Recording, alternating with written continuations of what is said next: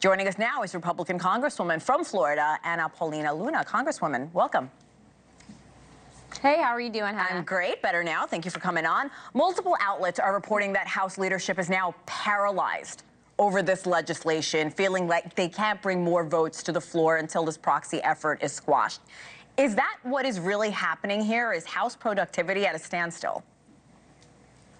Well, you know, it's interesting. So shortly after we were all of a sudden told to go home, you saw Speaker Johnson make a statement, and he was actually community noted. The fact is that leadership could have kept us there. We could have voted.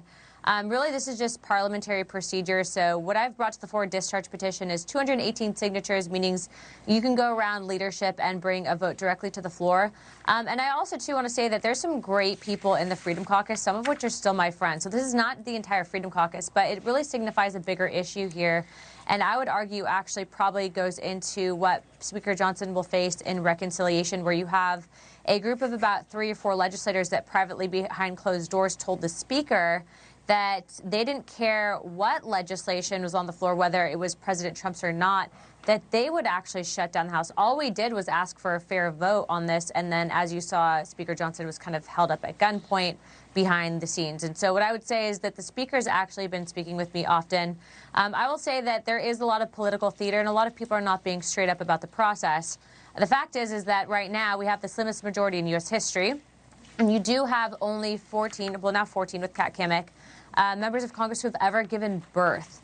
And as many people asked, well, Rep. Luna, why were you unable to vote in the Speaker fight with McCarthy when Representative Matt Gaetz recalled him? It was because I was told that I could not vote. And so think about how that's going to look a couple months from now, potentially when you have more lawmakers that have babies on the way. And so what we did is we initially tried to start this out with just female legislators, and they would not even consider that.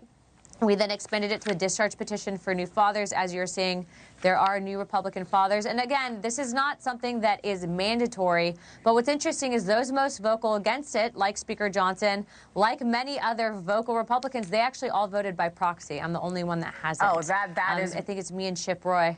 That is very interesting. Yeah, so it's interesting, right? Yeah. They would tell you that. So really, this is just a political game here that they're playing. And if you want to look at who's really playing games, I mean, you could see it. They did not have to send us home. They try to do that to get people upset. It's just disingenuous. We could have voted on the SAVE Act. We'll vote on legislation this week. I will say that I have talked to the president. Sure. And I will also tell you that the president assured that this would get resolved. But I also want to ensure that everyone knows that we're not blocking the agenda. They're not being straight up, and that's exactly why they got community noted. Congresswoman Marjorie Taylor Greene spoke out after Tuesday's vote. Here's a little bit of what she said. Being a member of Congress is a privilege. You're serving your district. There's lots of seasons of life. I'm a mother. I've raised 3 children. And when my children were babies and were young, I prioritized them in that season of life. Now I serve in Congress because I'm not raising children.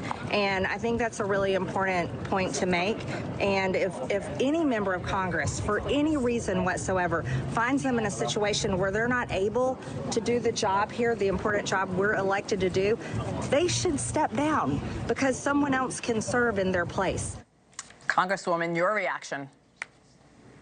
I think those are valid concerns, but Rep. Taylor Greene also voted by proxy during the 117th Congress. So I would say that, you know, these are discussions that we need to have. Now, this has been 2 years in the making, and I think that Rep. Greene has a lot of valid points on other things. Her and I actually pretty much for the most part align on a lot. But again, you know, when you're calling some of the top conservatives in the House that actually realize that if you remove the tool of a discharge petition, you can consolidate power in the Speaker. And this does get into a lot of parliamentary procedure. But again, like I said earlier, you know, the receipts prove it. A lot of vocal members have voted by proxy. I haven't. I'm just trying to ensure that the president's agenda is delivered on, and that also female representatives truly have the ability to represent their constituents in Washington if there's an issue during childbirth. Thank you for bringing this to light, Congresswoman. I do want to switch gears here. You're also the chair of the task force on the declassification of federal secrets, which, of course, held a hearing on the JFK files yesterday. Just a moment ago, I spoke with Oliver Stone, who testified at that hearing. He wants Congress to reopen the JFK assassination investigation. Would you do that?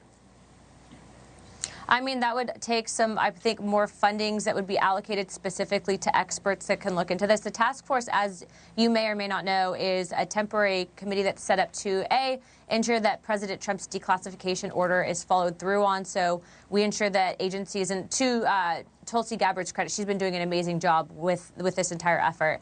And so to ensure that that's delivered upon, but then also to address some of the new findings. And so, yes, I would absolutely say that that's needed based on what we're seeing, based on the new findings. I mean, you literally had an admission and a document that came out that I submitted to the record and held up in the hearing that admits that the CIA rejected the lone gunman theory. Oliver Stone also ended up addressing the fact that there was 3 witnesses that corroborated and came together that the Warren Commission did not put into their investigation, that said that that Lee Harvey Oswald was actually not in the book depository.